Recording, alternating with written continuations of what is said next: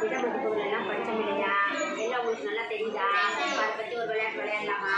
விளையாட ரெடியாக இருக்கீங்களா எல்லாரும்?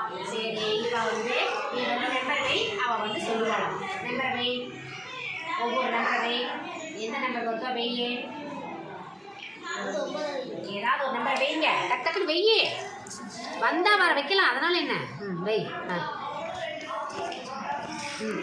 ஏற்றுக்குறா டக்கு வை.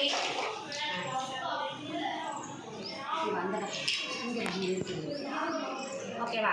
இப்போ இதை வந்து இவன் நம்பர் வச்சுட்டானா? நீங்கள் படிக்க இது எப்படி படிக்கிறீங்க? இப்போ என்ன பண்ணுறது? எங்களுக்கு மேலே இருக்கிறத சேர்த்து படிக்கலாம். அப்போ எப்படி படிப்பீங்க?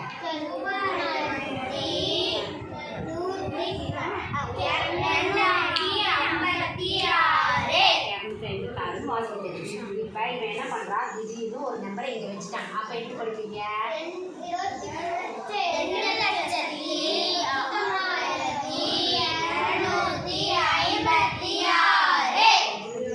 ரொம்ப ஈஸியாக இருக்குல்ல, ரொம்ப ஜாலியாக விளையாடலாம். ஓகேவா? இப்போ உரிமைப்படுத்துதல் அப்படின்னு இப்போ பன்னாட்டு முறை இனத்தில் வச்சு பார்க்கலாமா? இதே எங்களை பன்னாட்டு முறை இனத்தில் வைக்கலாமா?